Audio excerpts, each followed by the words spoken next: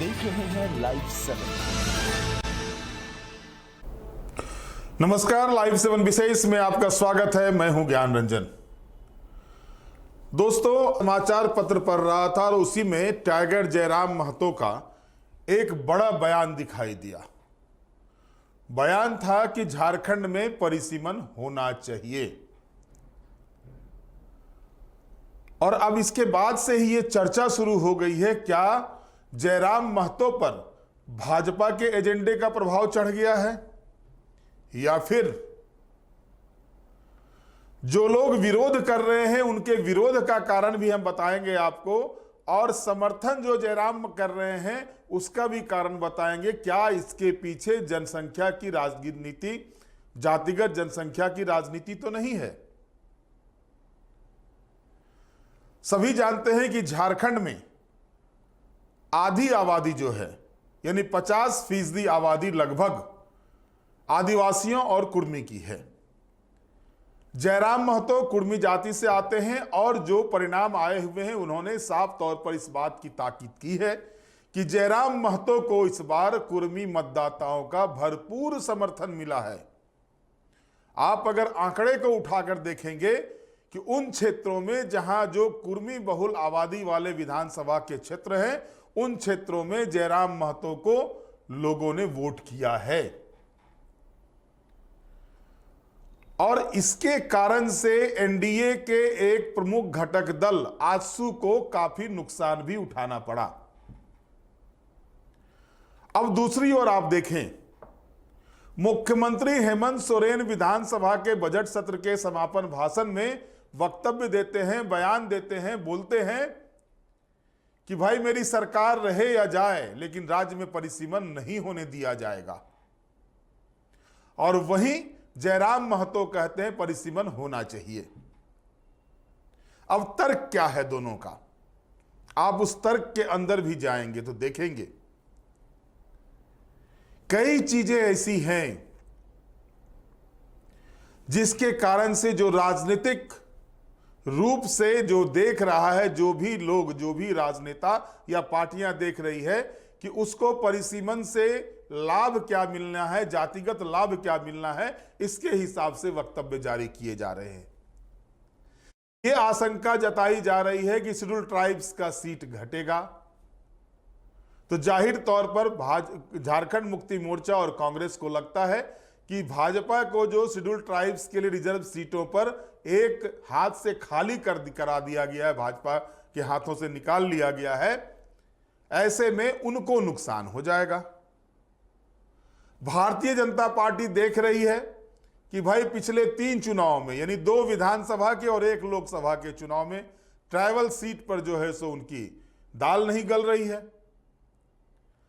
अब वो परिसीमन के पक्ष में है और यहां प्रदेश भाजपा तो इस पर कुछ कह भी नहीं सकती, क्योंकि आला कमान का डंडा इतना मजबूत है कि यहां के नेता की घिग्गी बंद हो जाती है। वो चाह करके भी कुछ नहीं कह सकते हैं, चाहे वो परिसीमन को लेकर के भारतीय जनता पार्टी के स्थानीय ट्राइबल लीडर्स हो या फिर अन्य जाति के नेता हो।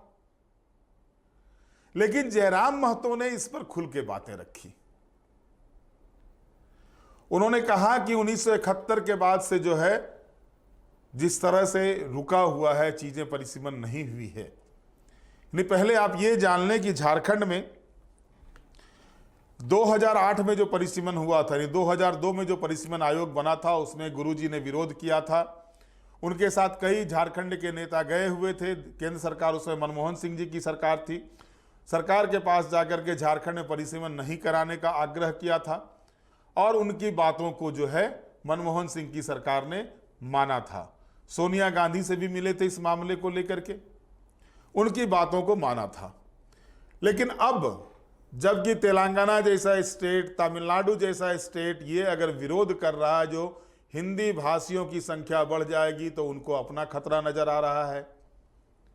अब सवाल क्या उठता है कि 2026 में देश में परिसीमन होना है और इसको लेकर के आयोग का गठन किया जाएगा।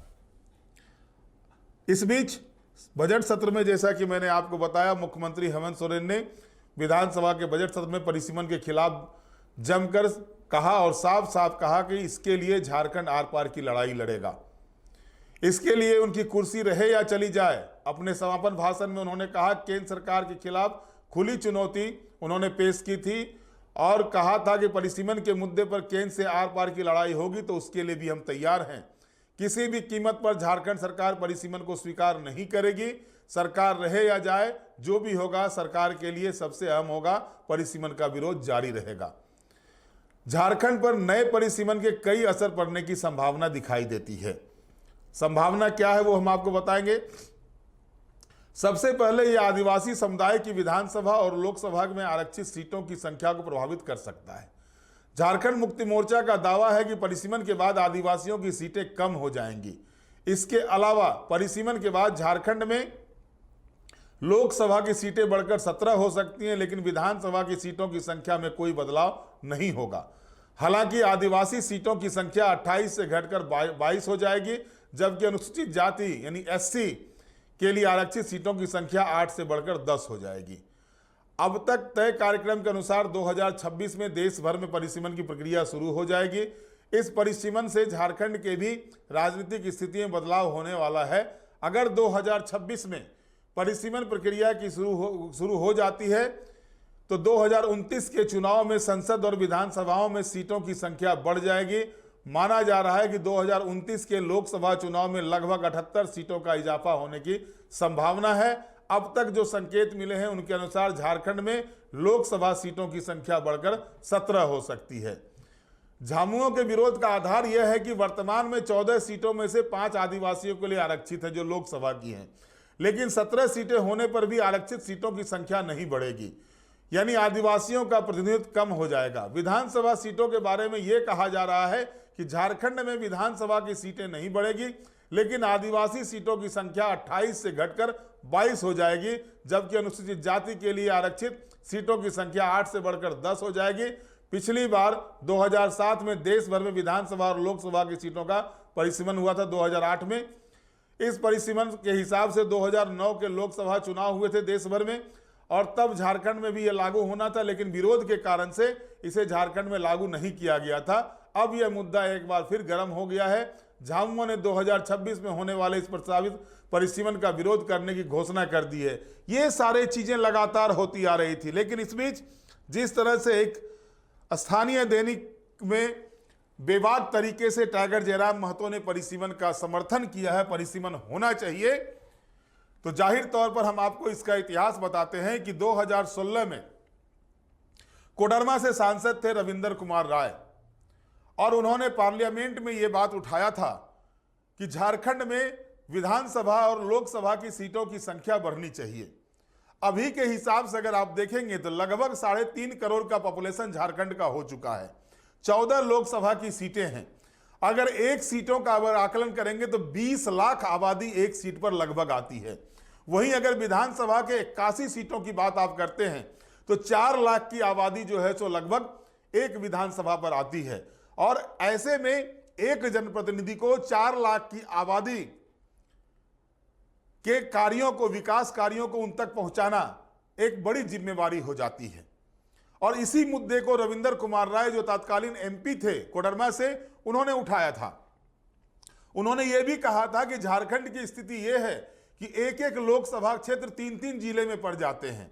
अब उनके ही कोडरमा लोकसभा क्षेत्र की ही आप बात कर लीजिए तो कोडरमा लोकसभा क्षेत्र में गिरिडीह जिला के 4 विधानसभा की सीटें आती है। कोडरमा जिला का 1 विधानसभा का सीट आता है। हजारीबाग जिला का 1 विधानसभा का सीट आता है।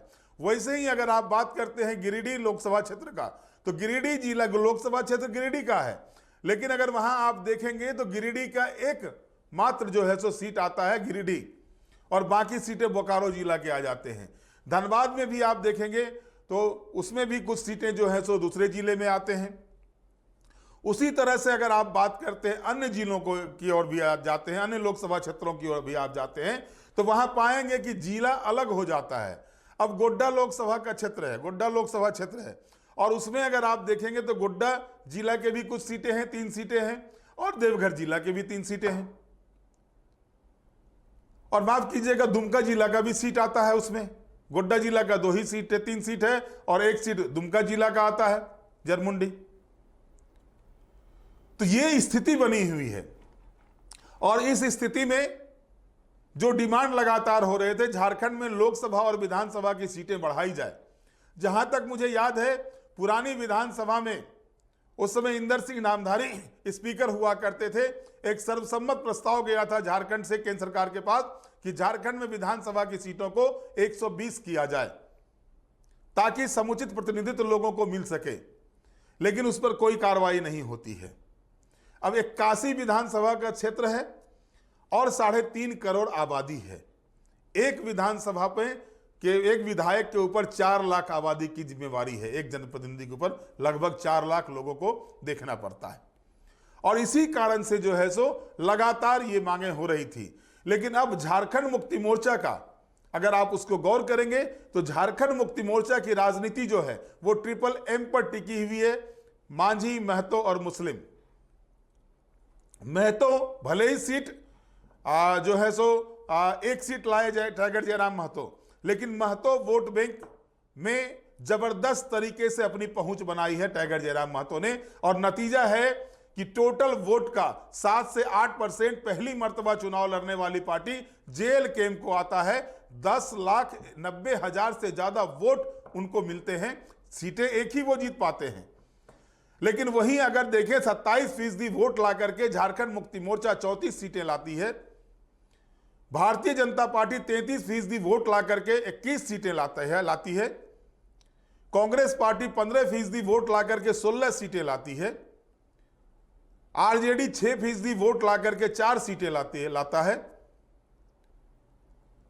तो अगर वोट का आकलन अगर आप करेंगे, वोट परसेंटेज का आकलन करेंगे, तो वोट परसेंटेज कहीं ना कहीं जो है वो टाइगर जयराम महतो को मिला है। सीटें भले ही एक मिली है। जैसे भारतीय जनता पार्टी को 33% वोट मिला, लेकिन सीट 21 मिला। यह स्थिति जयराम के साथ भी हुई। लेकिन उन्होंने इस एजेंडे में जोड़ करके परिसीमन होना चाहिए, इस बात को लेकर के एक तरह से कहें कि जो कुर्मी मतदाता हैं, जो कुर्मी वोटर्स हैं, यानी ओबीसी वोटर्स, जो सबसे ज्यादा वोटर्स हैं ओबीसी के, और अगर कुर्मी और आदिवासी को मिलाते हैं तो लगभग 50% आबादी जो झारखंड की होती है वो इन दोनों जात तक सीमित हो जाती है। वहीं अगर आप देखेंगे लगातार आदिवासियों की आबादी घट रही है। और जो शंका हो रही है सत्ताधारी दलों को कि जिस तरह से आदिवासियों की आबादी घटी है, 38% से घटकर 26% तक आबादी पहुंच गई है, और उनको डर है कि अगर परिसीमन होता है तो सीटें आदिवासियों की कम होगी। और जैसा कि झारखंड मुक्ति मोर्चा के लोगों ने प्रेस कॉन्फ्रेंस करके भी ये बात कहा है कि 28 सीटों से घट करके 22 सीटें आदिवासियों की हो जाएगी। तो ये परेशानी है। पेट दर्द जो हो रहा है उसके पीछे पेट दर्द का कारण ये है। अब इसका समाधान क्या हो सकता है? समाधान की दिशा में अगर पहल की जाए तो आदिवासियों की भी सीटें बढ़ सकती हैं। अगर यहां से सर्वदलीय कमेटी बना करके अगर केंद्र सरकार के पास ये रिप्रेजेंट किया जाए, ये कहा जाए कि झारखंड में जनसंख्या के हिसाब से विधानसभा की सीटों में भी बढ़ोतरी की जाए और उसके हिसाब से आरक्षण का प्रावधान किया जाए, तो जाहिर तौर पर जनप्रतिनिधित्व ट्राइबल का भी बढ़ेगा। लेकिन राजनीति करनी है तो राजनीति करने के लिए जो है सो हर हथकंडे अपनाए जाते हैं, सरकार रहे या जाए। लेकिन परिसीमन का हम विरोध करेंगे। अब आप सोचिए 2002 में जो परिसीमन आयोग बना, 2005 में उस आयोग ने रिपोर्ट दिया, 2009 के चुनाव से उस रिपोर्ट के हिसाब से जो है परिसीमन लागू हुआ और लोकसभा के चुनाव हुए। अन्य राज्यों में विधानसभा के चुनाव हुए उसी परिसीमन के हिसाब से, लेकिन झारखंड में नहीं हुआ।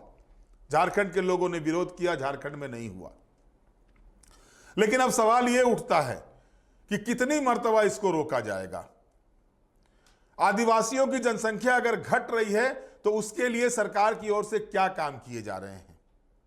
क्या वजह है कि झारखंड में आदिवासियों की संख्या घट रही है? इसके पीछे का कारण क्या है?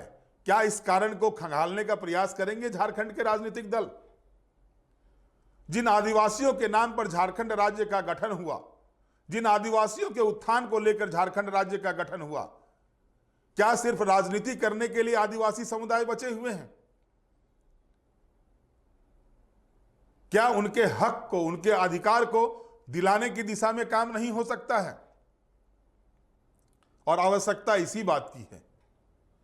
अगर सीटें बढ़ाई जाती, क्योंकि नए विधानसभा जो बने हैं उसमें 150 विधायकों के बैठने की सीटें हैं, और इसी कारण से जो है सो नए विधानसभा में 150 विधायकों को किया गया था कि अगर भविष्य में कभी भी सीटों की संख्या बढ़ेगी तो उसका लाभ जो है सो वो नए विधानसभा में जो है सो उनके बैठने की व्यवस्था हो जाएगी। इसी तरह से पार्लियामेंट में भी सीटें बढ़ाई गई हैं कि अगर परिसीमन होता है, सीटें बढ़ती हैं, तो वहां पर सांसदों को बैठने की परेशानी ना हो, बैठने की दिक्कतें ना हो। लेकिन इस दिशा में कोई भी राजनीतिक दल काम नहीं कर रहा है। भारतीय जनता पार्टी को लगता है कि पिछले 3 चुनाव में आदिवासियों ने उनको ठेंगा दिखाने का काम किया है, तो अब अन्य जो जिन कास्ट के वोट्स हैं, जो लोग हैं, उनको कैसे अपने पाले में किया जाए, इसलिए वो परिसीमन में कुछ नहीं बोल रहे हैं। क्योंकि केंद्र सरकार की तरफ, केंद्र में भाजपा की सरकार, वो नहीं कह सकते हैं। झारखंड मुक्ति मोर्चा, कांग्रेस या महागठबंधन को लगता है कि ट्राइबल सीटें जो कभी इस तरह से बल्क में पूरी की पूरी सीटें, एक को छोड़कर, 1-2 सीटें छोड़ करके उनको पिछले 2 विधानसभा चुनाव में आ रहे हैं, ये उनसे ना खिसक जाए, इसलिए वो आदिवासी की राजनीति कर रहे हैं। लेकिन समाधान की दिशा में कोई प्रयास नहीं हो रहा है। 2002 के परिसीमन में झारखंड को हटाया गया, अब 2026 के परिसीमन में भी झारखंड ना रहे, इस और ज्यादा ध्यान दिया जा रहा है। और जो बातें लोग कर रहे हैं, वो बातें जो आती हैं उनमें भी जातिगत बू आती है, चाहे वो टाइगर जयराम महतो हो, क्योंकि उनको लगता है कि अगर परिसीमन होगा तो अगर सीटें बढ़ती हैं तो उनका जो वोट बैंक है, जिस वोट बैंक को लेकर के वो चले हैं, उसमें वो अच्छा कर सकते हैं। तो कई चीजें हैं, इस पर ध्यान देने की आवश्यकता है। और जो 4 लाख की आबादी हो जा रही है एक विधानसभा पर, 20 लाख लगभग आबादी हो जा रही है एक लोकसभा क्षेत्र पर, तो ऐसे में ही झारखंड के लिए आवश्यकता है कि यहां पर निश्चित रूप से सीटों का इजाफा किया जाए। और साथ ही साथ वैसे लोकसभा के क्षेत्र जो 3-3 जिले में आ जाते हैं, उस पर भी होना चाहिए कि वो एक जिले में आए कम से कम। अब गिरिडीह और कोडरमा का मैंने उदाहरण दिया कि गिरिडीह लोकसभा क्षेत्र है, लेकिन उसमें उनके उस जिला का एक ही विधानसभा का क्षेत्र आता है, और उस जिला का 4 विधानसभा क्षेत्र कोडरमा में लोकसभा क्षेत्र में चला जाता है। इन सारी विसंगतियों को दूर तभी किया जा सकता है जब परिसीमन हो। और साथ ही साथ झारखंड विधानसभा की सीटों की बढ़ोतरी अगर हो जाती है तो जो शंका सुबह विपक्ष सत्ताधारी दल को लग रहा है, उस पर भी विराम लग सकता है। बहरहाल अब देखना दिलचस्प ये होगा कि जो भाजपा प्रेम जगा है परिसीमन के मामले में जयराम महतो का, वो किस ओर जाता है। विरोध जो परिसीमन को लेकर के उठे हैं, उस पर आगे क्या रुख होता है। बहरहाल आप हमारे साथ जुड़े रहें, हमें लाइक करें, सब्सक्राइब करें। बहुत बहुत धन्यवाद। नमस्कार।